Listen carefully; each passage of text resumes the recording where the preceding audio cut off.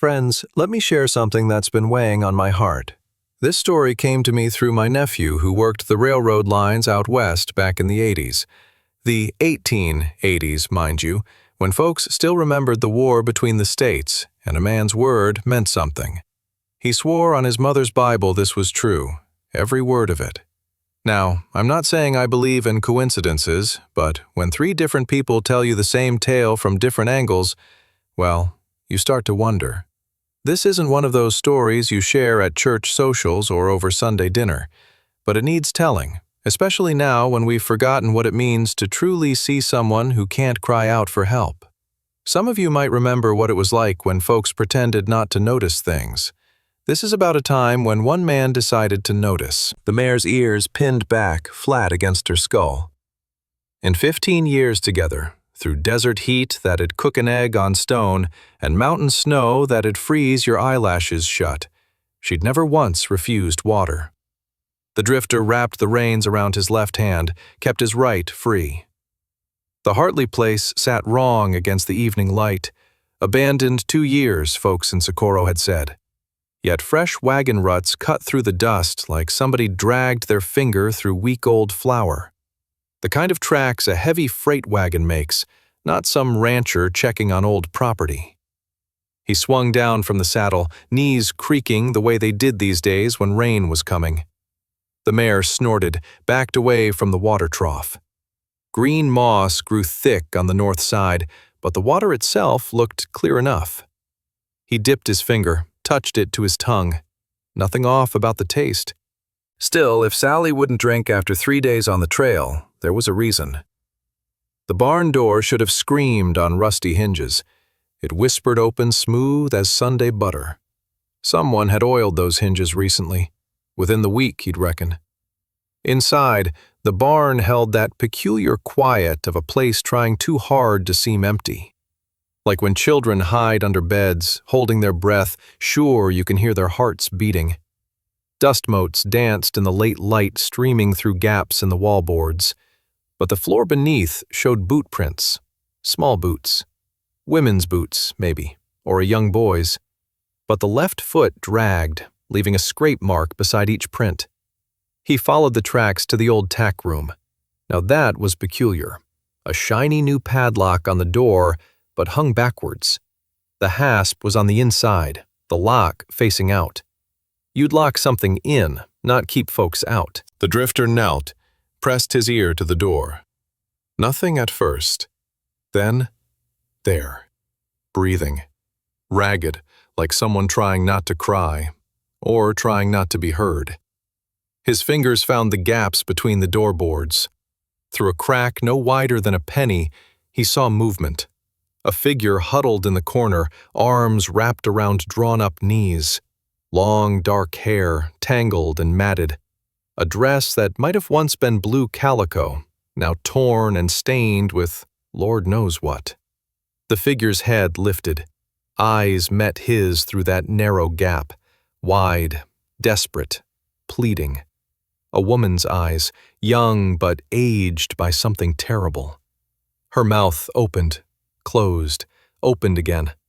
No sound came out, but her lips shaped one word over and over.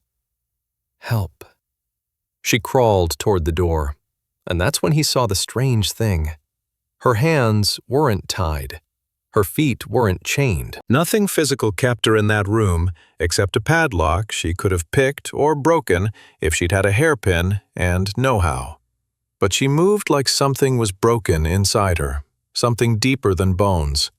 Her fingers appeared under the door, dirty, bloodied at the nails from scratching at wood. She pushed something through, a scrap of fabric torn from her dress. His hands shook a little as he smoothed it out. Written in what looked like berry juice, maybe pokeweed, were 2 words that made his blood run cold as January creek water. He comes. The sound of horses approaching made them both freeze. Not 1 horse, 3, maybe 4. Moving fast but not rushed, like men who knew exactly where they were headed and what they'd find when they got there. The woman's eyes went wide with a terror that had nothing to do with being locked up, and everything to do with who was coming. She scrambled back to her corner, pressed herself small as she could make herself, but not before she signed something with her hands, a gesture he didn't understand but felt in his bones. The barn door opened, sending a shaft of late sunlight across the floor. A man's voice, smooth as oil on water, called out, cheerful-like.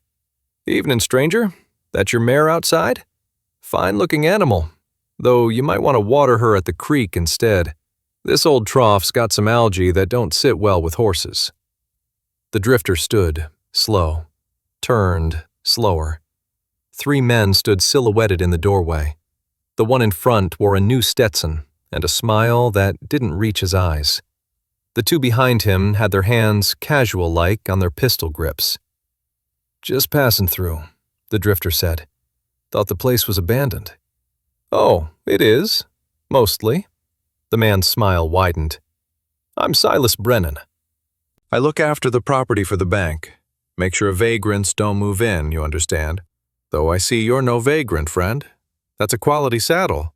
Winchester rifle, too. Man of means." Brennan moved into the barn, casual but deliberate, putting himself between the drifter and the tackroom door. Funny thing about abandoned places. Sometimes folks think they hear things, see things. Isolation plays tricks on a man's mind. "I reckon it might," the drifter said carefully. "Course sometimes what folks think they see is actually someone's private business. Family business, you might say. And good neighbors? Well, they respect family business, don't they?" Through the crack under the door, the drifter could see the woman's fingers pressed against the floor, trembling. And now he noticed something else. Scratches on the inside of the doorframe. Not random. Deliberate marks, like someone counting days. Dozens of them, maybe hundreds. What in God's name had he stumbled into? Before we continue, please leave a like and subscribe. Let me know which city you're watching from. Now, let's get back to the story. Brennan's boot heel scraped against the barn floor as he shifted his weight. The sound was loud as a gunshot in the thick air between them. "My sister," Brennan said, his voice dropping to something that might have been sorrow if you didn't look at his eyes. "Martha. She's been touched since our parents passed. Fever took her hearing first, then her voice. Now it's taking her mind."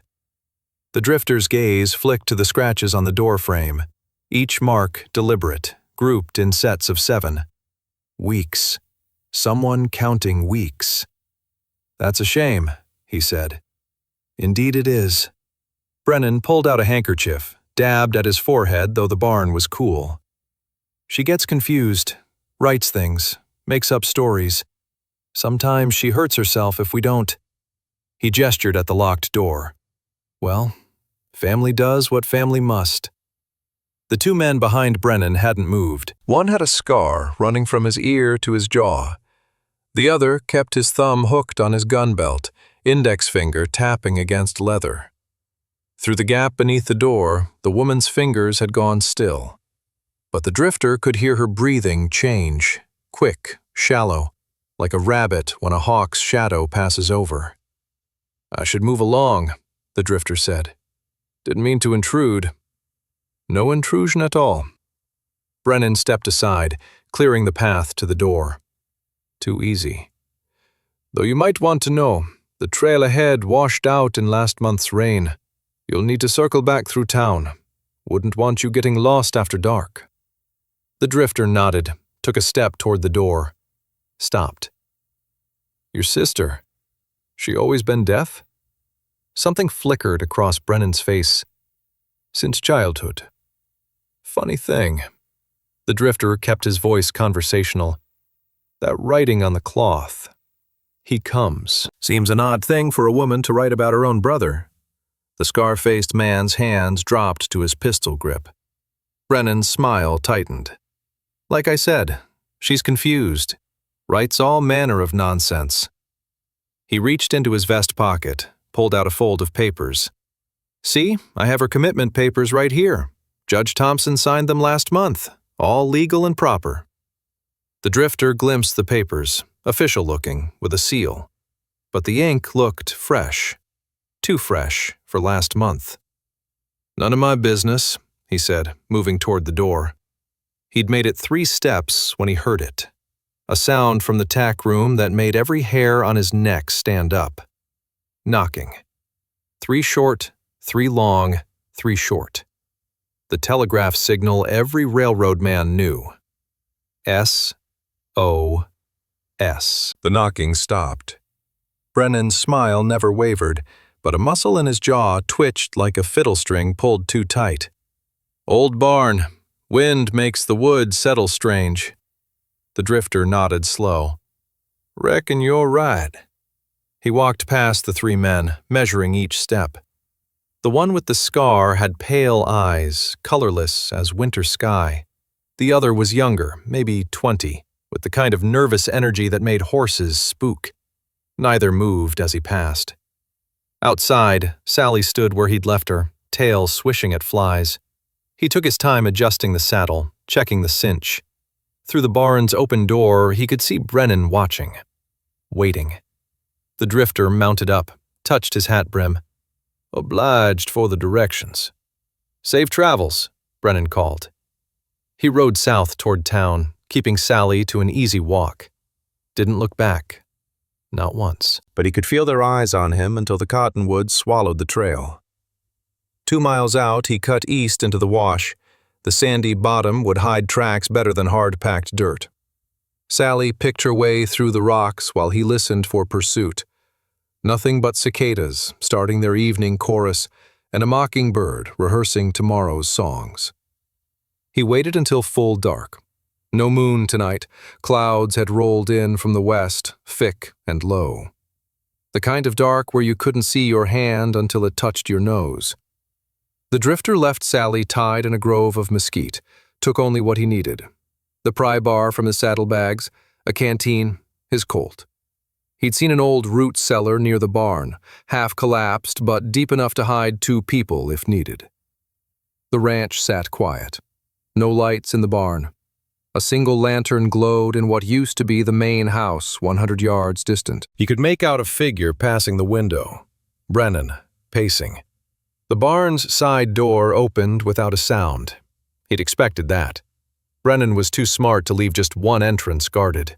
But the man was also arrogant, thought his threats had worked, thought a drifter would choose the easy path, mind his own business.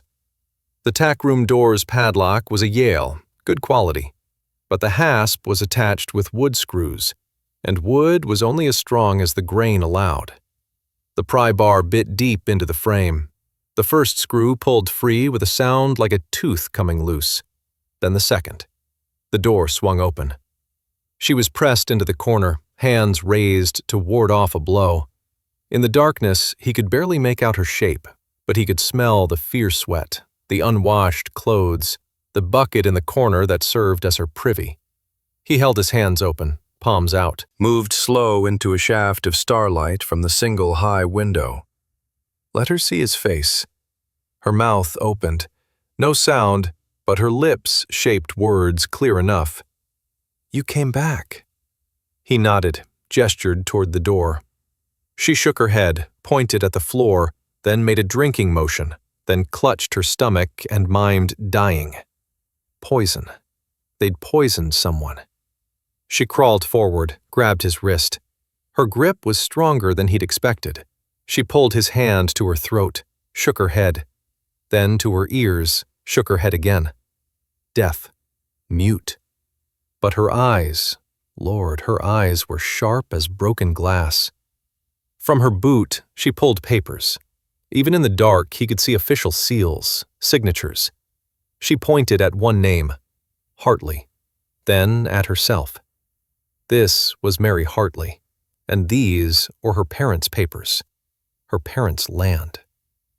Footsteps on the porch, the front door opening. The drifter grabbed Mary's arm, pulled her to her feet.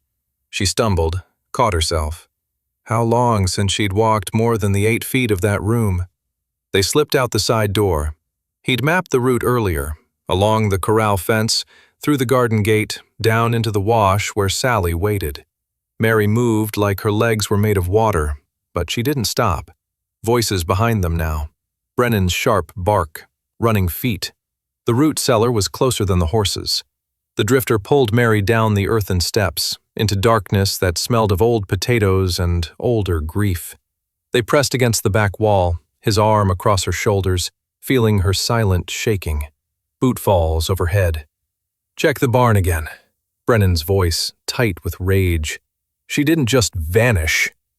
"Trailhead south," another voice said. "That drifter's tracks."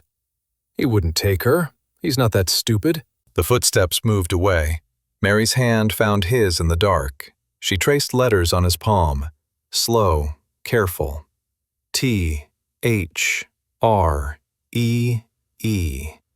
3 what? She traced again.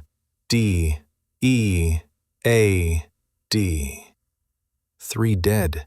Her parents and someone else. All for land. A lantern's light swept past the cellar entrance. The drifter held his breath, felt Mary do the same. The light moved on. They waited. His legs cramped from crouching. Mary's trembling had stopped, replaced by something harder. She traced more letters. M-O-R-E. C-O-M-I-N-G.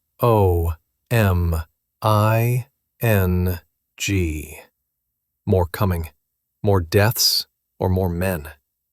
An hour passed, maybe 2. The voices had faded, but that meant nothing. Brennan might have left men watching. The drifter stood first, helped Mary to her feet. They climbed out of the cellar, slow, testing each step. The ranch looked deserted. Even the lantern in the house had gone dark. They made it to Sally without incident. The mare nickered soft, nuzzled Mary's shoulder like she understood. The drifter helped Mary mount, then swung up behind her. She'd never make 5 miles on foot, not in her condition. As they rode away, he turned for one last look at the barn. The tack room door hung open like a mouth that had finally spoken its truth. "She's free now," he said to the empty buildings, to the dark windows, to whatever ghosts haunted that place. Mary's hand covered his on the reins. She squeezed once, firm. They'd ridden maybe a mile when she stiffened against him. Her finger pointed ahead, urgent. Fresh wagon tracks in the trail dust, deep ones, the kind a freight wagon makes when it's loaded heavy. The same tracks he'd seen at the ranch. But these led toward town, and they were made within the hour. The limestone cave sat back from the trail, hidden behind a fall of scrub oak and mountain mahogany. The drifter had sheltered there 2 nights past before he'd stumbled onto the Hartley place. Now it seemed like providence, or maybe just the kind of luck that comes when you pay attention to the land. Sally picked her way up the rocky slope, sure-footed despite the dark.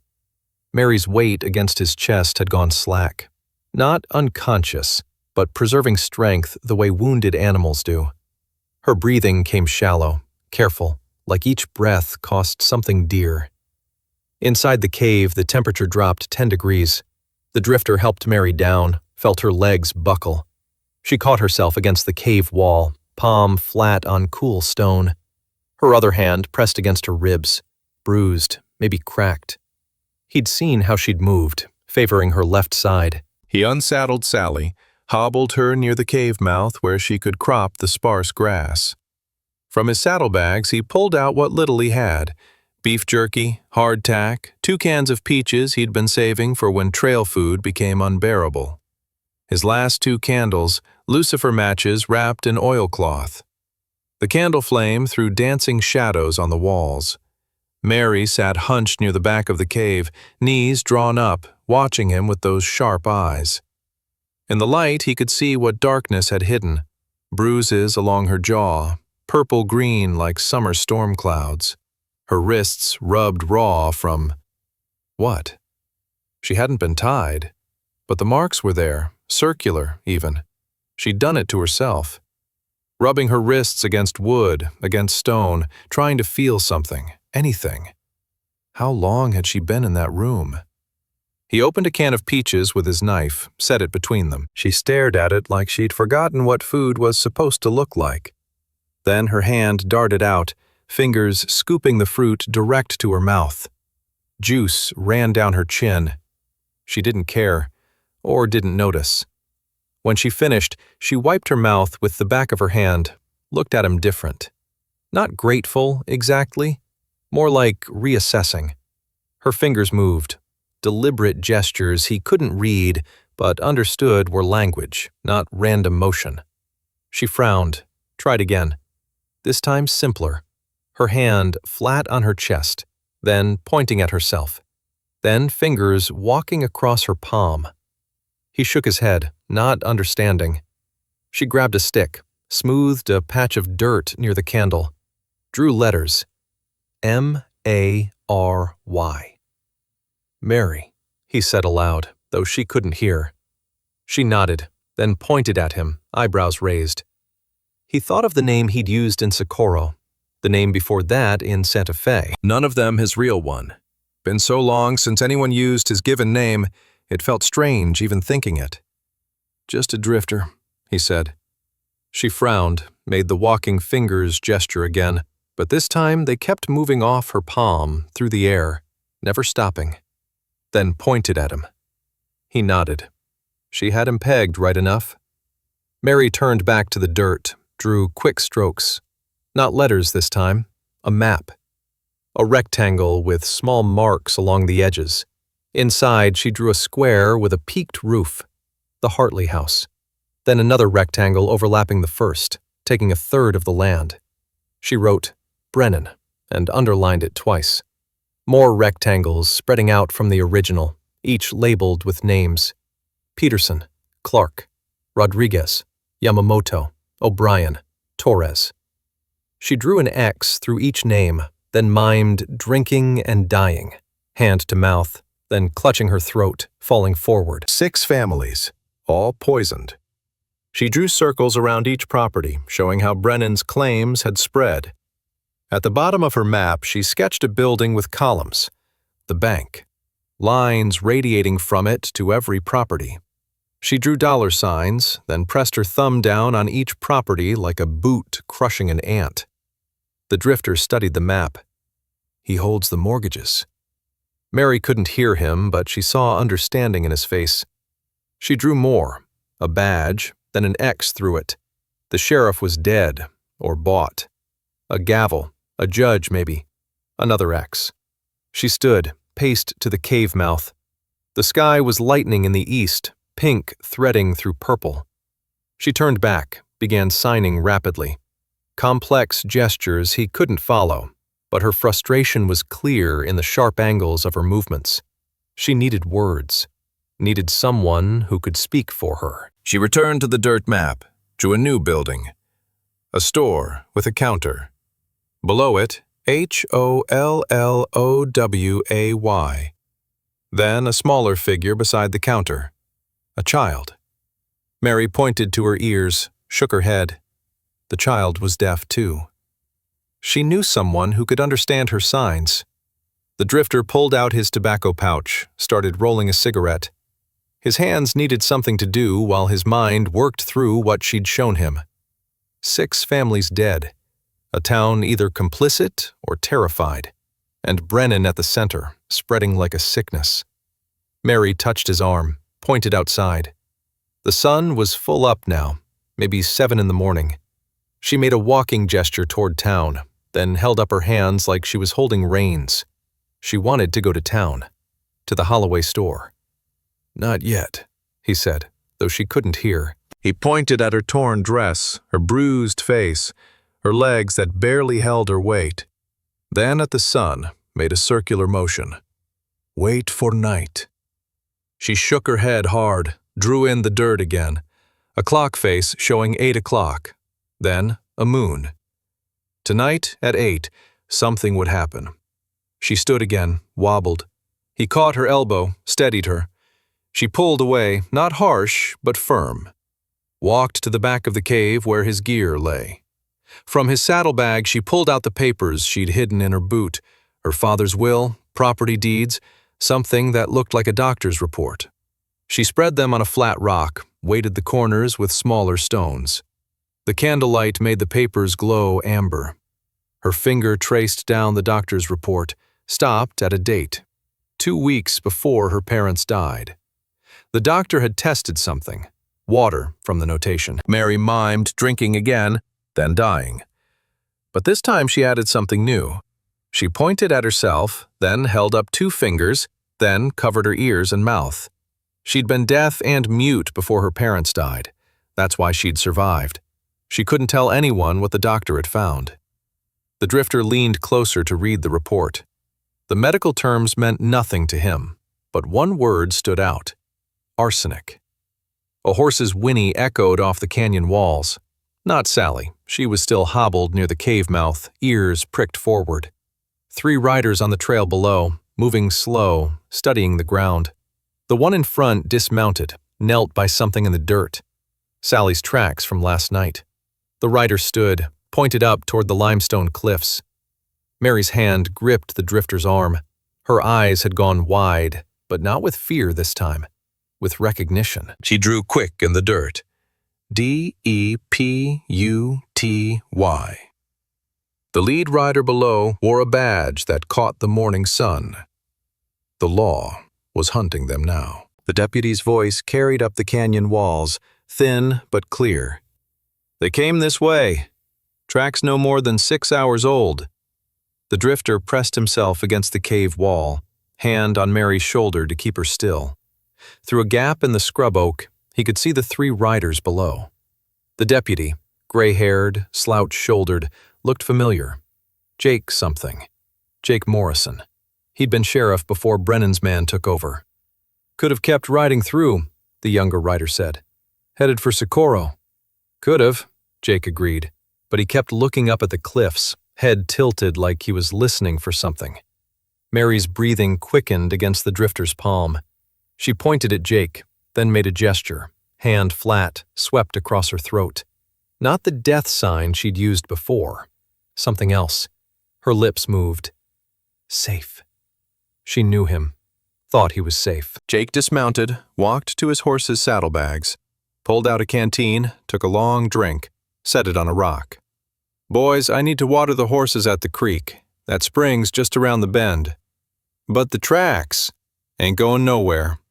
Jake stretched his back, groaned like old men do. These bones need a minute. Getting too old for this manhunt business. The other 2 riders exchanged glances, shrugged. They led the horses around the canyon bend, out of sight. Jake stayed behind, fussing with his saddle. Soon as the others were gone, he spoke to the air. Mary Hartley, if you're up there listening, or watching, I reckon, given your condition, you should know the whole town thinks you're dead. Brennan said you ran off to California, but we all knew better. Just didn't know what to do about it. He pulled papers from inside his vest, set them on the same rock as the canteen. Mrs. Holloway sent me. Said if I found you to tell you she remembers the signs you taught Charlotte. She's been practicing, in case you ever came back. Jake backed away from the rock, looked directly at the cave hidden behind the oak. I'm going to check on those boys now. Take me about 10 minutes. When I come back, I'll be real disappointed if someone stole my canteen. Might even have to report it to Sheriff Brennan. Of course, he's busy today. Something about the circuit judge coming earlier than expected. 5 days early, in fact. Be here tomorrow. He walked away, whistling Old Dan Tucker off-key. Mary was already moving. She grabbed the drifter's wrist, pulled him toward the cave mouth. He held her back, listened. No sound except Jake's whistling getting fainter. They scrambled down the slope. The papers Jake left were wrapped in oilcloth. A hand-drawn map of town showing back alleys, a note in a woman's careful script, after dark. Back door. Bring proof. E.H. The canteen was full of cool water. Mary drank first, throat working like she'd forgotten what water without fear tasted like. She passed it to him, then froze. The younger riders were coming back, moving fast. Jake, someone's been here. The drifter pulled Mary behind a boulder. The riders thundered past, heading back to where Jake waited, shouting now, confusion. My canteen's gone. They were just here. Which way? How should I know? I was with you. During the commotion, the drifter and Mary slipped away, following the creek bed north. It would loop back toward town, keeping them off the main trail. Mary moved better now, the water and peaches and hope giving her strength. They traveled through the heat of the day, keeping to shade when they could find it. Mary's bare feet left bloody prints on the rocks. The drifter stopped, tore strips from his spare shirt, wrapped them around her feet. She touched his shoulder when he finished, light as a butterfly landing, but deliberate. By late afternoon, they could see town. 24 buildings clustered around a main street, church steeple at one end, mercantile at the other. Holloway's General Store, according to the sign visible even from this distance. They waited in a stand of cottonwoods until full dark. The town was quiet for a Saturday night, few horses at the saloon, no music from the dance hall. Even the dogs seemed subdued. The back door of Holloway's store stood cracked open, lamplight making a thin line on the ground. The drifter went first, hand on his Colt. The storeroom smelled of coffee beans and pickle brine, leather and molasses. "In here," a woman's voice, steady but tight. Mrs. Holloway stood behind the counter in the main store, a shotgun laid across the ledger books. Mid-40s, steel gray hair pulled back severe, the kind of face that had seen hard times and survived them. Beside her, a younger woman, Charlotte, maybe 17, with gentle eyes that sharpened when she saw Mary. Charlotte's hands moved in signs. Mary's face crumpled. She signed back, fast, desperate. Charlotte translated, voice catching. She says, "Thank you for remembering. She says," Charlotte stopped, swallowed hard. "Mama, she says Mr. Brennan killed them. All of them. The Petersons, the Clarks, everyone." "We know, child." Mrs. Holloway came around the counter, took Mary's hands in hers. "We've all known. We were cowards. All of us." The front door's bell jingled. Everyone froze. "Just me," Jake said, entering with another man, elderly, Mexican, carrying a doctor's bag. "This is Doc Martinez. He treated the Hartley family before. The doctor examined Mary while she signed her story to Charlotte. Each translation made Mrs. Holloway's face harder. Locked in that tack room for 4 months. He'd come every few days, try to make her sign the property transfer papers.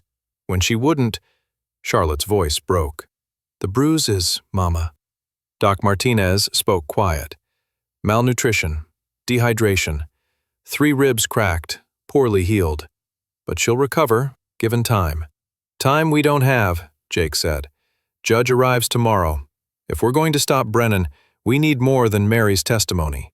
No offense, Miss Mary, but a deaf-mute woman's word against a respected businessman." Mary was already pulling papers from where she'd hidden them in the drifter's shirt. The doctor's report about the well water, her father's will, the original deed. Doc Martinez read his old report, face going pale. "I told James Hartley not to drink that water, told him to dig a new well. But someone had already switched the barrels. The poisoned water was already in the house." "You'll testify?" Jake asked. "I'm an old man with no family left. What's Brennan going to do, kill me?" Doc Martinez laughed, bitter. "Yes, I'll testify." Mrs. Holloway opened her ledger. "Every family that died owed money to Brennan's bank. Every single one. I have the records, the loans, the payment schedules, the default notices that came days before each family got sick. More people arrived, slipping through the back door in 1s and 2s. The Yamamoto family who'd lost cousins. Tom Mueller, the blacksmith whose brother had died of stomach troubles. Agnes Mueller, the school teacher who'd noticed the pattern but been too frightened to speak. "We all knew," Tom said, his voice rough. "We all knew something was wrong when the Peterson boy came to school saying his papa was sick after Brennan visited their well." "And we did nothing," Agnes added. "God forgive us." Mary stood in the middle of them all, signing to Charlotte, who translated, "She says knowing isn't enough. She says we need the others who are hiding, the Rodriguez family. They ran before he could poison them. They have proof." "Nobody's seen them in 2 months," Jake said. Mary signed again. Charlotte's eyes widened. "She says she knows where they are. She saw Rodriguez near the old mine. He gave her food through the barn window one night when Brennan forgot to come. He's been watching, waiting. The drifter spoke for the first time. I can find them. Bring them back. It's too dangerous, Mrs. Holloway said. Brennan has 8 men watching the roads. Then we go tonight, Jake said. All of us who have evidence. We present it to the judge the moment he arrives, before Brennan knows what's happening. A sound outside. Horses. Many horses. Jake peered through the curtain. His face went white. It's Brennan, with a dozen men. They're surrounding the store. Mrs. Holloway grabbed the shotgun. Charlotte, take Mary out the back. The back door exploded inward. Brennan stood there, pistol drawn, smile cold as winter moonlight. Evening, folks. Having a town meeting without inviting me? His eyes found Mary, and his smile widened. Hello, Mary. You've been quite the troublemaker, haven't you? Brennan's pistol stayed level, pointed at the space between Mary and Mrs. Holloway. His men filed in behind him. Not a dozen, the drifter counted 8, but 8 was plenty in a room this size.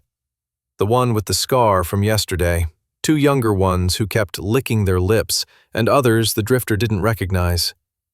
Now, Mrs. Holloway, Brennan said, voice smooth as sorghum syrup. I'd hate for your store to have an accident. Fire spreads quick in these old buildings. All that dry wood, those oil lamps. Mrs. Holloway's knuckles went white on the shotgun stock. You wouldn't dare. Wouldn't I? Brennan stepped further inside, boot heels deliberate on the pine floor. Ask the Petersons. Oh, wait, you can't. Doc Martinez's hand trembled as he set down his medical bag. The clasps clicked like breaking bones in the silence. Mary moved. Not fast, but purposeful. She walked straight toward Brennan, chin up, eyes locked on his face. The bruises on her jaw had gone yellow-green in the lamplight, but she didn't try to hide them. Stop right there, Brennan said. She kept walking. His pistol swung toward her. I said stop. Mary's hands moved in signs. Charlotte's voice shook as she translated. She says you can't silence her anymore. She says everyone here knows what you did. The ravings of a disturbed woman. Brennan reached inside his coat, pulled out papers. I have the commitment documents right here, signed by Judge Thompson. This woman is legally incompetent, possibly dangerous. I'm her appointed guardian. Jake stepped forward. Judge Thompson's been dead 2 months, Brennan. Stomach troubles, remember? Same as Sheriff Henderson. Same as... Careful, Jake. Brennan's voice dropped low. You're not a deputy anymore. Just an old man with a bad habit of sticking his nose where it doesn't belong. The drifter felt the room's tension ratchet tighter. Tom Mueller had his hand on his hammer. Agnes Mueller stood near a display of kitchen knives. But Brennan's men had spread out, covering all the angles. Any move would be a massacre. Mary reached the counter. She picked up one of the ledger books, held it high so everyone could see. Then she started signing, slow and deliberate. Charlotte translated, voice growing stronger with each word. Mr. Peterson came here on August 3rd. He paid his mortgage in full. The receipt is on page 47. But Mr. Brennan's bank records show he was in default. The same with the Clark family. The same with... Enough. Brennan stepped toward Charlotte. You don't know what you're saying, girl. Your mother's put ideas in your head. Don't you touch my daughter, Mrs. Holloway said, raising the shotgun. 3 of Brennan's men drew their pistols. Hammers clicked back. Now, Brennan said. No need for unpleasantness. Mary's coming with me. She needs medical attention, proper care. The rest of you are going to forget this meeting happened. And Mrs. Holloway, you're going to remember that your mortgage payment is due next week. Would be a shame if the bank had to foreclose. Mary set down the ledger. From inside her torn dress, she pulled out a small notebook, pages covered in tiny writing. She opened it, showed a page to Doc Martinez. The old doctor's face changed. He read aloud. September 5th. Brennan said, the sheriff won't last the week. Stomach troubles, they'll say. September 9th. Sheriff Henderson died. That proves nothing. A confused woman's scribblings. Mary flipped pages, handed the notebook to Jake. He read, October 12th. Brennan said, Jake saw the wagon, but he won't say nothing. He knows what's good for him. Jake looked up. I did see the wagon, the night Mary disappeared, heading toward the Hartley barn. Lies. But Brennan's voice had lost some of its smoothness. Mary kept pulling out evidence, the doctor's water report, her father's will, the original deed. She laid them on the counter like dealing cards in a game where lives were the stakes. Tom Muller spoke up. My brother kept a journal, wrote about Brennan visiting the day before he got sick, offering to buy his land for half what it was worth. Mine too, said Yamamoto. My cousin wrote letters to San Francisco. I have copies. The Petersons' boy drew pictures, Agnes said quietly. Pictures of a man pouring something into their well. I still have them. Brennan's men were starting to shift, uncomfortable. The young one, who kept licking his lips, holstered his pistol. Mr. Brennan, I didn't sign on for— Shut up! Brennan's composure cracked for just a second. You're being paid to do a job. Not for killing women and children, the young man said. He backed toward the door. I'm out. 2 others followed him. That left 5. Better odds, but still bad. Father Miguel appeared in the front doorway. When had he arrived? The old priest stood there in his cassock, holding his Bible. I've come to invite everyone to evening prayers. The church is open. All are welcome. This isn't the time for prayer, Father, Brennan said. It's always time for prayer when souls are in danger. Father Miguel looked straight at Brennan. Some souls more than others. People started moving toward the door, not rushing but steady. The Yamamoto family first, then the Muellers. Jake helped Doc Martinez with his bag. They filed past Brennan's remaining men, who looked to their boss for orders. Mary walked to Charlotte and Mrs. Holloway, signed something. Charlotte nodded, gathered up the evidence from the counter, the ledgers, the papers, Mary's notebook. They moved toward the door. Nobody leaves, Brennan said, but his voice lacked conviction. Hard to shoot people walking into a church. Actually, a new voice said from the doorway, everyone's free to go. A man stood beside Father Miguel, tall, lean, wearing a long coat despite the warm evening. When he shifted, lamplight caught the badge on his vest. U.S. Marshal. Name's Cooper, he said. Judge sent me ahead to make sure he'd have a peaceful arrival tomorrow. Seems I'm just in time.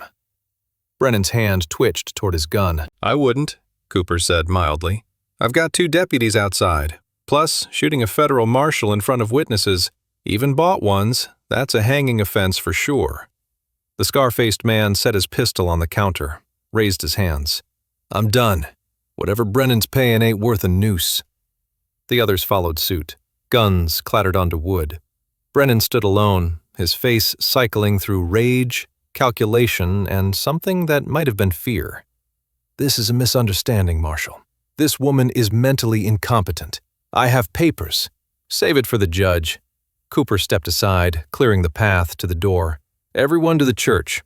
We'll sort this out proper in the morning. They filed out. Townspeople, Brennan's disarmed men, finally Brennan himself. The drifter stayed close to Mary, watching for any sudden moves. As they walked toward the church, Mary touched his arm, signed something urgent. Charlotte translated in a whisper. She says it's not over. She says Brennan has more men. They're coming tonight. The drifter looked back at the dark store, then at the road leading into town. Dust hung in the air, visible in the moonlight.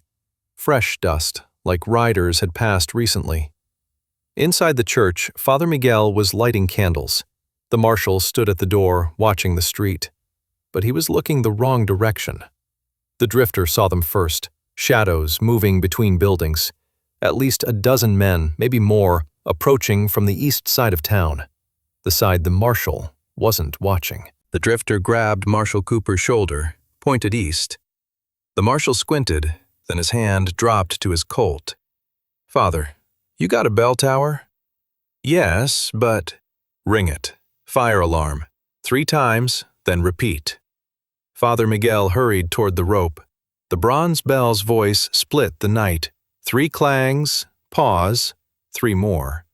Dogs started barking. Doors slammed open along Main Street. The shadows stopped moving, hung back in the alleys. They hadn't expected the town to wake. "Everyone stay calm," Cooper said to the packed church. "Might be nothing." Orange light bloomed against the east windows. Then screaming. Not human. Horses. "The livery," Tom Mueller said, already moving. "They've fired the livery." The drifter ran outside. Black smoke rolled across Main Street, thick with the stench of burning hay and hair. Horses burst from the stable, eyes white, manes singed, scattering in panic. Sally was in there. He'd stabled her before going to Holloway's store. "Bucket Brigade," someone shouted. Old instinct took over, the town forming a line from the water trough to the flames without being told twice. The drifter found himself between Agnes Mueller and one of Yamamoto's sons, passing leather buckets hand to hand. The water hissed against the flames, turned to useless steam. The livery was gone, too much hay, too much dry wood. But the sparks were flying toward Holloway's store, the church, the whole west side of town. Mary appeared beside him in the line, took a bucket from his hands. Her dress was soaked from working the pump. She moved steady, mechanical, like she'd done this before. Maybe she had. Prairie fires were common enough, and everyone pitched in when flame threatened. Through the smoke, the drifter saw Brennan standing by the church, not helping, just watching. His lips moved, counting, calculating how long before his evidence burned. A new fire bloomed, this time behind the church, then another at Holloway's store. "They're setting multiple fires," Cooper shouted. "Split the brigade!" Half the line peeled off toward the store. The drifter stayed with the church group. Mary stayed too, her jaw set hard. The evidence was in there. The ledgers, the papers, her parents' proof. The fire behind the church had caught the wood pile Father Miguel used for winter heating. Flames licked up the back wall, finding the old timber, the 100-year-old wood that would burn like paper. "Inside," Cooper ordered. "Get everything out." They ran into the church, smoke already seeping through the back wall. The drifter grabbed the ledgers from the altar where Charlotte had left them. Mary scooped up the loose papers, pressed them against her chest. Doc Martinez saved his medical bag and the water test reports. Jake hauled out the church's strongbox, not for the money, but for the birth and death records inside. Evidence of who'd died when. The smoke thickened. Someone started coughing. Agnes Mueller bent double. Tom half carried her out. The Yamamoto family saved what they could, arms full of documents, testimony, proof. Outside, the bucket lines were failing. Not enough water, not enough hands. The store's roof had caught. Flames danced along the shingles like demons at a barn dance. That's when Sally found him. The mare came through the smoke like a ghost, coat black with soot, mane half burned away, but alive. She pressed her nose into his shoulder, breathing hard. Her sides were slick with sweat and foam, but no serious burns he could see. "Good girl," he said. Then louder, "Tom, we need every horse you can find. Send riders to the creek. We need barrels, not buckets." Tom understood immediately. "Jake, help me catch them horses." Within minutes, they had a dozen panicked animals somewhat calmed. Men rode hard for Willow Creek, not far, but far enough. They came back with barrels lashed to makeshift sleds, water sloshing over the sides. The bigger water supply helped. They saved the church, though the back wall was charred black. The store was half gone, the storage room destroyed, but the main shop with its records survived. Dawn came gray through the smoke. The whole town looked like it had been through battle. People sat wherever they'd stopped, faces black with soot, clothes ruined. Father Miguel moved among them with water from the well, blessing it first out of habit. Mary sat on the church steps, the saved documents piled beside her. Her hands were blistered from the bucket rope. She kept arranging and rearranging the papers, making sure nothing was lost. Brennan stood across the street with his hired men, the ones who'd stayed. 5 of them, plus whoever had set the fires. They hadn't helped with the buckets, just watched. "Shame about the fires," Brennan called out. "These old buildings, single spark can take everything. All that evidence you thought you had." Mary stood up, held a paper high. The original Hartley deed, water-stained but intact.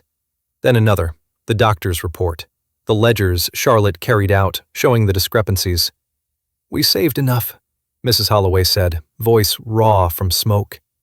"More than enough." "Did you?" Brennan smiled. "How do you know those aren't forgeries? After all this confusion, papers getting mixed up, who's to say what's real?" Marshal Cooper stepped forward. "The judge will say." "If he gets here." Brennan's smile widened. "Road's dangerous. Bandits, they say. Apache sometimes, though not recently. Accidents happen." "That sounds like a threat." "Just an observation, Marshal. I'm a concerned citizen. Wouldn't want anything to happen to Judge Aldrich." A rider came down Main Street, moving fast. One of Cooper's deputies, his horse lathered with sweat. "Marshal," the deputy called, swinging down. "Problems on the road. Bridge at Devil's Creek is out. Looks like someone weakened the supports, collapsed when we were scouting ahead." "Anyone hurt?" "No, sir, but the judge can't get through. Have to go around through the mountains. Add 2, maybe 3 days. Brennan's smile turned satisfied. What a shame. All this waiting for nothing. Mary was signing frantically to Charlotte. The girl translated. "She says there's another way. The old mine road. It's rough, but passable. Could get the judge here by tomorrow if someone who knows it guides them." "I know it," Rodriguez said. Everyone turned. The man stood in the church doorway, thin, weathered, looking like he'd aged 10 years in 2 months of hiding. Behind him, his wife and 3 children, all gaunt from hard living. "When did you?" Jake started. "Been here all night, helping with the fires. You just didn't see me." Rodriguez looked at Brennan. "I know what you did to my cattle, my water. I took samples before we ran, had them tested in Santa Fe." He pulled glass vials from his coat. "Arsenic, same as killed the others."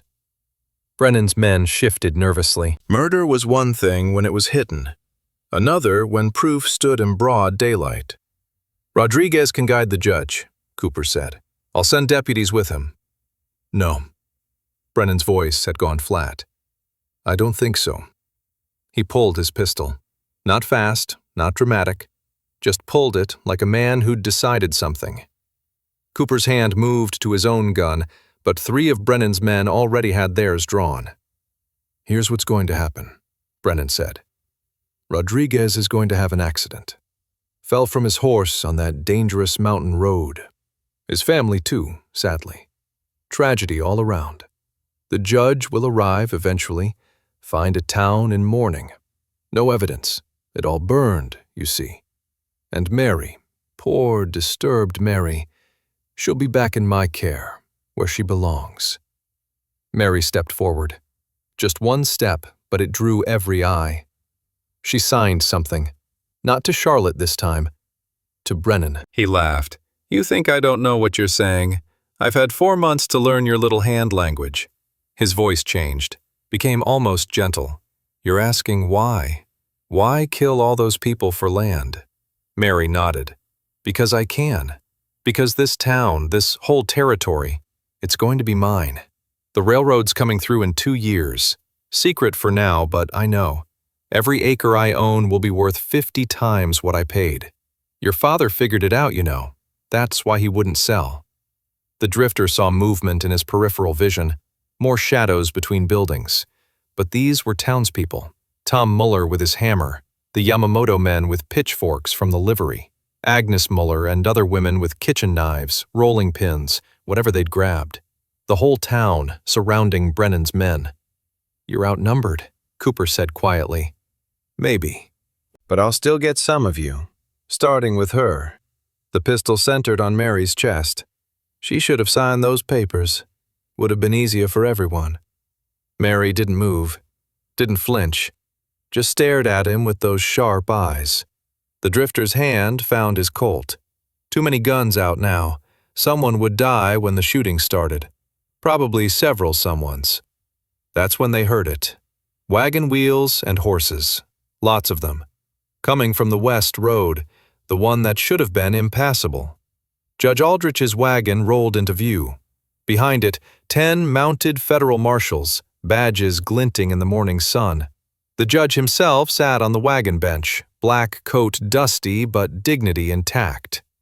"Gentlemen," he called out, "I heard there was some legal business needs attending to." Judge Aldrich climbed down from the wagon, joints stiff from the ride. Behind him, a younger man emerged, thin, nervous, clutching a leather satchel against his chest like armor.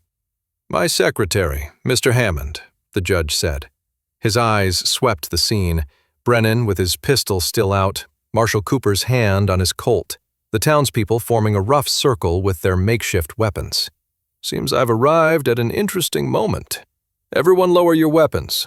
Now." Brennan's pistol stayed raised. "Judge, this is a local matter. Mr. Brennan, I count 11 federal marshals, including Cooper. You have 5 men. Lower your weapon or we'll lower it for you." The pistol came down slow. Brennan's men followed suit, holstering their guns with the careful movements of men who knew they were one wrong twitch from death. "Better." The judge looked at the burned buildings, the soot-covered crowd. "Father Miguel, I'll need your church for court. Is it still standing?" "Most of it, Your Honor." "Good enough. Court will convene in 1 hour. Everyone involved in this matter will attend." He looked at Brennan. "That includes you. Marshal Cooper, ensure Mr. Brennan doesn't have pressing business elsewhere." 2 federal marshals flanked Brennan. He shrugged them off but didn't try to leave. Inside the church, morning light came through the windows in smoke-stained shafts. The back wall was charred black, and the place smelled of wet ash and burned wood. Father Miguel and Tom Muller arranged the pews into rough rows. The judge took position behind the altar. Not proper, maybe, but nothing about this was. Mr. Hammond set up a writing desk to the side, laying out ink bottles, pens, official seals. His movements were quick, precise, like a man who'd done this in worse places than a burned church. The townspeople filed in, the Yamamoto family in their soot-stained clothes, Agnes Mueller still coughing from smoke, Doc Martinez carrying his medical bag and water samples, Mrs. Holloway and Charlotte with the salvaged ledgers, Rodriguez and his family looking like ghosts returned from the dead. Mary sat in the front pew. She'd washed her face and hands at the well, but soot still clung to her dress. Her fingers moved constantly, not random fidgeting but silent conversation with herself, practicing what she needed to say.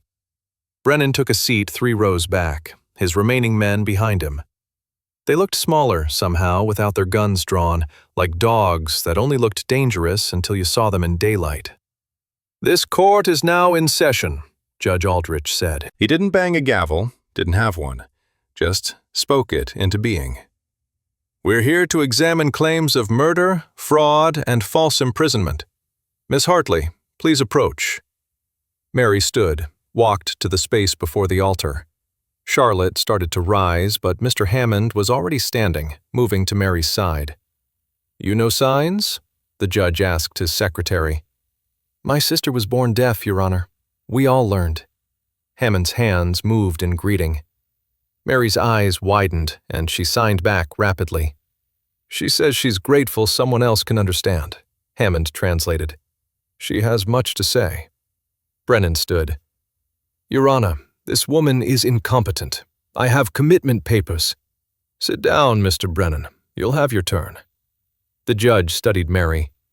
"Miss Hartley, do you understand the nature of an oath?" Mary nodded, then signed. Hammond translated. "I understand lying is a sin against God and man. I swear to tell the truth." "Good enough.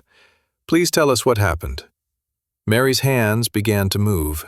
Slow at first, then gaining speed as Hammond found her rhythm. But Charlotte stood too, translating alongside Hammond. Then, from the back of the church, Agnes Mueller joined in. 3 voices weaving together, speaking Mary's silence. My parents were James and Ruth Hartley. We owned 500 acres along Willow Creek, bought free and clear in 1871. The land had good water, good grass. When the railroad surveys came through, my father knew our land would be valuable. She paused, pulled papers from her dress. The original deed, water-stained but readable. Hammond took it, passed it to the judge. In June, Mr. Brennan approached my father about selling. Offered 1/10 of what the land was worth. Father refused. 2 weeks later, our cattle started dying. She produced Doc Martinez's water test. The judge read it, eyebrows rising. Arsenic, enough to kill anything that drank it. He looked at Doc Martinez. You wrote this? I did, Your Honor. Tested the water myself. Warned James to dig new wells, but Mary was signing again. But someone had already switched our water barrels. The poison was already in the house. Father died first. 3 days later, Mother followed. Her hands stilled for a moment. The church was silent except for a bird that had found its way in through a hole in the burned wall, chirping, oblivious to human grief. Mr. Brennan came the day we buried Mother. Said I couldn't manage the ranch alone. A deaf-mute woman, he said. Said I should sign it over to him for my own good. When I refused, she turned, lifted her hair to show a scar along her scalp, old but visible. Then rolled up her sleeve. More scars, carefully placed where they wouldn't show in proper dress. He locked me in our tack room, boarded the windows, brought water and food every 3 days. Each time with new papers to sign. Each time I refused, he... She didn't finish. Didn't need to. Mrs. Holloway stood. Your Honor, may I speak? In a moment, Mrs. Holloway. Miss Hartley, how long were you imprisoned? Mary held up 4 fingers, then signed. Hammond translated. 4 months, 6 days. I counted. How did you escape? Mary pointed at the drifter. Her signs came quick. This man found me, heard what others couldn't or wouldn't. He broke the lock, risked his life when he didn't have to. The judge turned to the drifter. Your name, sir? The drifter hesitated. William Cross. Mr. Cross, is this accurate? Found her locked in that tack room like an animal. Brennan tried to convince me she was his sick sister. But I've seen scared, and I've seen sick. She was scared. Lies, Brennan said, standing again. This is all fabrication. Mary pulled out her small notebook, the one with tiny writing. She opened it, showed a page to the judge. Then another. Page after page of dates, times, exact words Brennan had spoken. She documented everything, Hammond said, reading over the judge's shoulder. Every threat, every visit. Jake stood up. Your Honor, I can verify some of these dates. I saw Brennan's wagon heading to the Hartley place at night, several times. Told myself it wasn't my business, and I'm ashamed of that. Rodriguez stepped forward. I saw her too, through the barn window. Tried to give her food when I could. But Brennan's men, he pulled out his glass vials. They poisoned my water too. I barely got my family out in time. Your Honor, Brennan said, his voice smooth again, controlled. These are clearly disturbed people. Rodriguez has a grudge because he couldn't pay his mortgage. Miss Hartley is, as I've said, incompetent. Mary stood straight, began signing with sharp, angry movements. All 3 translators spoke in unison. You killed 7 families. The Petersons on August 3rd, the Clarks on August 21st, Sheriff Henderson on September 9th because he asked questions. The O'Briens, the Torres family, the Yamamoto cousins, all for land, all for money. She pulled out a final piece of paper, a telegram, partially burned but readable. This was in my father's desk, from the railroad company, confirming the route through our valley, dated 2 weeks before you made your first offer. The judge read the telegram.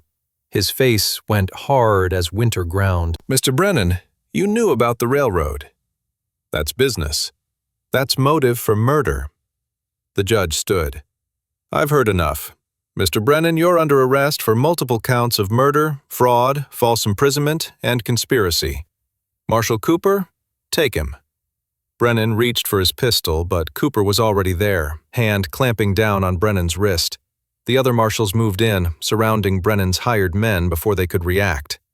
"You can't do this," Brennan snarled. "I own this town. I own the bank. Half these people owe me money." "Debts obtained through murder and fraud are void," the judge said. "All properties will revert to their rightful owners or heirs. Mrs. Holloway, those ledgers you saved, we'll need them to sort out the legitimate debts from the fraudulent ones." Mary sank onto the front pew, hands finally still. Charlotte sat beside her, took her hands, held them gentle between her own. The silence that followed wasn't empty, but full. Full of justice finally spoken. Truth finally heard. Hammond was still writing, documenting everything. His pen scratched steady across paper, making permanent what Mary had held silent for so long. "Miss Hartley," the judge said. She looked up. "You've shown remarkable courage. Your testimony is clear and will be entered into the official record. You're free to reclaim your property immediately." Mary nodded, then signed something to Charlotte, who translated. "She wants to know about the others, the families who lost everything." "We'll sort out restitution. It may take time, but—" A sound outside cut him off. Horses approaching fast, many horses. Marshal Cooper went to the window, looked out. His hand dropped to his gun again. "Judge, we got a problem. 15, maybe 20 riders coming in, armed." Brennan smiled from where the marshals held him. "Did you think I only had 5 men? My associates from Silver City are very interested in their investments here." The lead rider stopped in front of the church, called out loud enough for everyone to hear. "Brennan, we come to collect what you owe us, with interest." Marshal Cooper stepped onto the church porch, badge catching sunlight through the smoke haze. The federal marshals flanked him, rifles held loose but ready. The lead rider from Silver City sat his horse like a man used to being obeyed. Black coat despite the heat, silver conchos on his saddle, 2 colts worn cavalry style. "Federal marshals," Cooper announced. "State your business." "Name's Morrison. We hold notes on various properties Mr. Brennan purchased on our behalf. We've come to inspect our investments." The judge appeared in the doorway, still wearing his dusty travel coat. "I'm Judge Aldrich. Any business regarding Mr. Brennan's holdings is now a matter for this court." Morrison dismounted, spurs ringing against the hard-packed dirt. His men stayed mounted, hands casual near their weapons. "With respect, Judge, our business predates your arrival." "Murder predates your business, Mr. Morrison." That stopped him. His eyes shifted to Brennan, visible through the church window between 2 marshals. "What murder?" 7 families poisoned for their land. The evidence is overwhelming. The judge stepped forward. "Any claims you have will need to be presented through proper legal channels, after the criminal proceedings." Morrison's jaw worked like he was chewing something bitter. "We put up $40,000. Then you'll want to attend the hearings. Determine what was legally purchased and what was stolen through murder." The judge's voice carried the kind of authority that came from decades of frontier courtrooms. "But right now, you and your men will withdraw to the hotel. Court reconvenes at 2 o'clock. The riders looked to Morrison. He looked at the federal marshals, 11 of them plus Cooper. His shoulders dropped a fraction. 2 o'clock, then. They rode toward the hotel, dust settling in their wake. Inside the church, Brennan had gone pale. His investors weren't the forgiving type.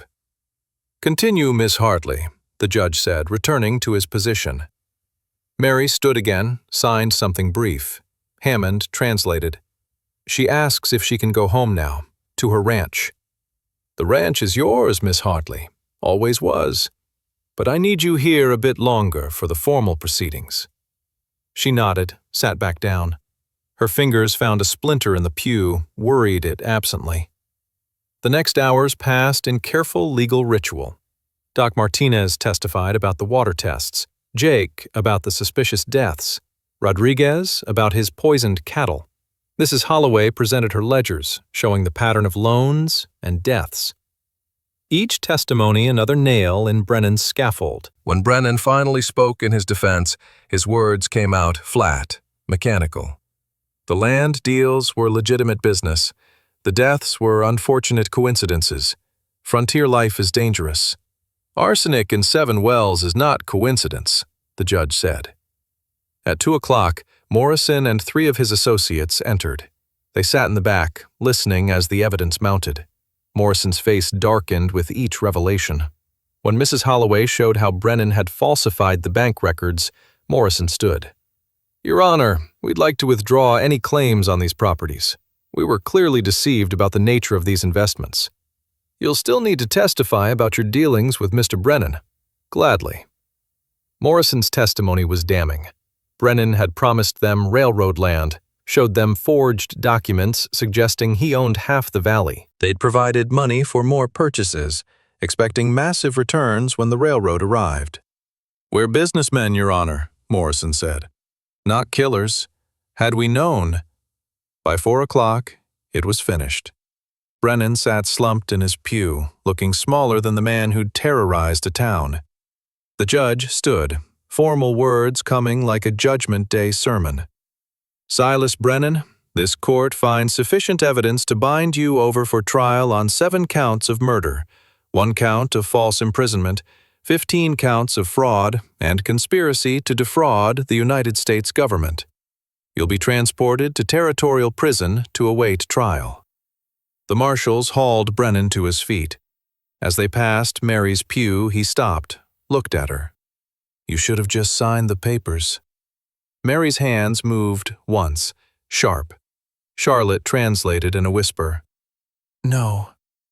They took him out. His hired men had already scattered, probably halfway to Mexico by now. Morrison and his associates mounted up, heading back to Silver City.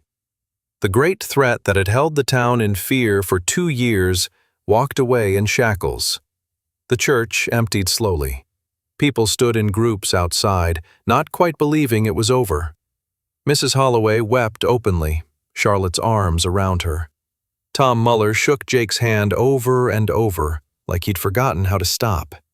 The Yamamoto family prayed quietly in their own language, heads bowed. Mary walked to the drifter, touched his sleeve. She signed something, then pointed toward the road leading to her ranch. "She wants you to come with her," Charlotte translated, "to see the place in daylight." They rode out as the sun tilted toward evening. Mary on a borrowed horse from what was left of the livery, the drifter on Sally. The mare seemed to understand they weren't running this time. Her pace was easy, ears forward. The Hartley Ranch looked different without fear coloring it. The house sat solid despite 4 months' abandonment, built to last by people who'd planned on generations. The barn's evil was just empty space now, tack room door hanging open like a mouth that had finally spit out its poison. Mary dismounted at her parents' graves. Simple wooden crosses, names carved rough. She knelt between them, hands pressed to the earth. Not praying, exactly, just being present. The drifter tended the horses, gave her privacy. When she stood, dust on her dressed knees, her face had changed. Harder, somehow, but cleaner. Like a wound that could finally start healing. She walked through the house, fingers trailing over furniture. Her mother's spinning wheel. Her father's desk where the railroad telegram had been hidden. The kitchen where they'd shared 10,000 meals. She stopped at a doorway. Her room, the drifter guessed. A rag doll sat on the bed, one button eye missing. Child's things in a woman's space, frozen in time. Outside, she showed him the good well, the poisoned one Brennan had contaminated. The garden, gone to seed but salvageable. The coral, where her father had kept his breeding stock, empty now but for memories. As the sun dropped low, turning everything gold, she stood on the porch and signed to him. He didn't understand the words but caught the meaning. This was home. Despite everything, still home. People started arriving as shadows grew long. First Jake and Doc Martinez bringing tools and lumber. Then the Muellers with a wagon full of supplies. The Yamamoto family with seedlings for the garden. Rodriguez and his family carrying bedrolls and cooking pots. "Figure you'll need help getting the place running," Jake said. They worked until dark, fixing what could be fixed immediately. Tom Mueller repaired the front door that had hung crooked. Agnes swept out the kitchen, Charlotte beside her washing windows. Father Miguel blessed each room, sprinkling holy water that seemed to wash away more than dust. Mrs. Holloway brought out food she'd somehow prepared despite her store being half-burned. Cornbread with real butter, beans with salt pork, preserved peaches from last season. They ate on the porch, passing plates and stories. Rodriguez told about hiding in the mine, living on rabbits and rainwater. Jake confessed his cowardice, how he'd suspected but done nothing. "We all did nothing," Agnes said, "until someone showed us we could do something." She looked at Mary, then at the drifter. As folks prepared to leave, Mary stood on the porch steps, signed something long and complex. Charlotte translated. "She says this ranch is sanctuary now. Anyone who needs help, needs shelter, needs a new start, the door's open. Her parents would want that. She wants that." Rodriguez spoke up. "My family, we lost our place. If you need hands." "Stay," Charlotte translated Mary's signs. "There's the foreman's cabin. It's yours." Others made similar offers. Within minutes, Mary had a full crew pledged to help work the ranch. The place that had been a prison would become refuge. The wagons rolled away one by one. The drifter stood to leave too, but Mary caught his sleeve. She pointed to the barn, then swept her arm across the ranch, the valley, the distant mountains. Then she pointed at him, made the sign she'd taught him that first day. Walking fingers that stopped, planted firm, not drifting anymore.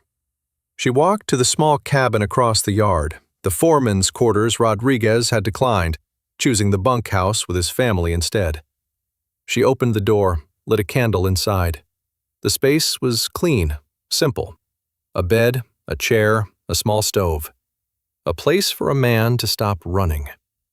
Mary came back out, stood in front of him. Her hands moved, and this time he understood some of it. The sign for home was clear enough, both hands together, then moved to rest. She pointed at him, at the cabin, made the sign again. "You want me to stay?" She nodded, then signed something else, something Charlotte had translated that morning in the church. Her hand over her heart, then extended toward him. Trust. Or maybe something more. The drifter, William Cross now, he supposed, looked at the cabin, the ranch, the woman offering him something he'd stopped believing in years ago. A place to belong. "I'm not much for settling," he said, though she couldn't hear. Mary seemed to understand anyway. She walked to Sally, stroked the mare's nose. The horse leaned into her touch, peaceful. Mary looked back at him, eyebrow raised. Even his horse had already decided. He thought about the road he'd been riding, the next town full of strangers, the endless drift from nowhere to nowhere. Then he thought about Mary's hands speaking truth in that courtroom, the town finally standing together, Rodriguez's family sleeping safe tonight, the garden that would grow come spring. "All right," he said. Mary smiled, first full smile he'd seen from her.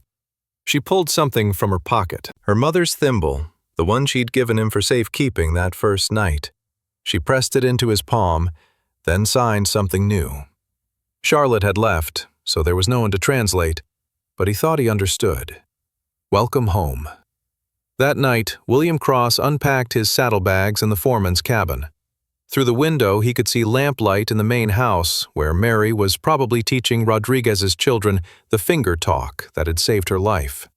Tomorrow there'd be work, fences to mend, wells to clean, a ranch to rebuild.